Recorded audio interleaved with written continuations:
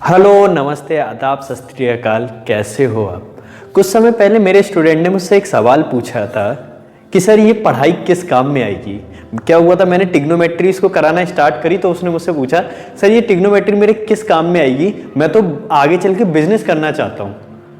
तो उस समय मेरे पास जवाब नहीं था। अगर मैं उसको बोलता उसको कि बिजनेस के लिए पढ़ाई बहुत ज़रूरी होती है तो वो उसको तुरंत ऐसा आंसर दे देता कि सर कई ऐसे लोग हैं जो बिल्कुल नहीं पढ़े, उनका बहुत बड़ा बड़ा बिजनेस है और बहुत अच्छा कर रहे हैं बिजनेस में। तो मेरे पास कोई आंसर नहीं था उस दिन उसके लिए। तो मैंने उसको उस दिन होमवर्क दिया था, तो करीब 15 क्वेश्चंस दिए थे होमवर्क में ट्रिग्नोमेट्री के। तो वो नेक्स्ट डे उसने होमवर्क करा तो मैंने उससे पूछा बेटा कंप्लीट कर लिया? उसने बड़े कॉन्फिडेंट से आंसर दिया यस सर मेरा पूरा होमवर्क हो गया। फिर मैंने पूछा दोबारा पूरा कंप्लीट है, एक एक सम करा है? उसने कहा यस सर मैंने एक एक सम करा है।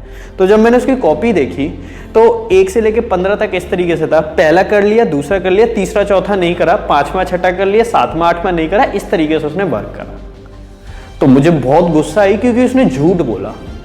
तो झूठ बोला तो फिर मैंने उसकी मार लगा दी कि मुझे बहुत बुरा लगता है कि आपने झूठ बोलो इस चीज़ के लिए कि आपने होमवर्क करा या नहीं करा।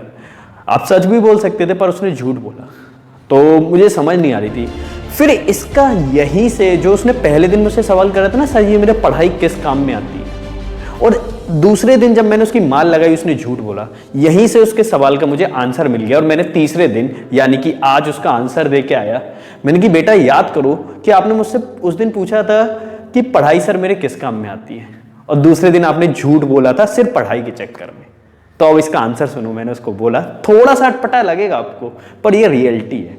मैंने उसको बोला कि बेटा देखो ये पढ़ाई तुम्हें झूठा बना रही है, तुम्हें मजबूर कर रही है झूठ बोलने के लिए, पर इससे ये सीखना है कि चाहे कितना भी प्रॉब्लम आ जाए हम झूठ नहीं बोलेंगे। अगर चाहे भले मैंने एक भी सम नहीं करा होता ना तो मैं कॉन्फिडेंट तरीके से बोलूंगा सॉरी सर मैं नहीं कर पाया, मैं इधर बिजी था इसलिए मेरे पे एक भी सम नहीं हो पाया, सॉरी सर।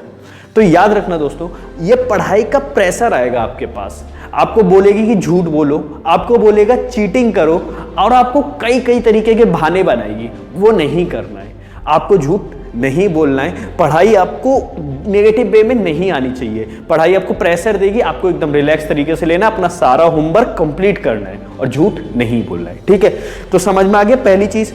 दूसरी चीज, इसका एक बहुत पॉजिटिव भी हुआ था। जब मैं एग्जाम में एग्जामिनर की ड्यूटी करता था तो मैं बच्चों से ये कह देता था कि बच्चों चीटिंग करके 100 मार्क्स लाने से लाख गुना बेहतर है ना चीटिंग करके 0 मार्क्स लिया हो। तो ये मैंने एक बार क्लास में बोल दिया। तो जैसे ही मैंने बोला तो एग्जाम हो गया पूरी तौर पे।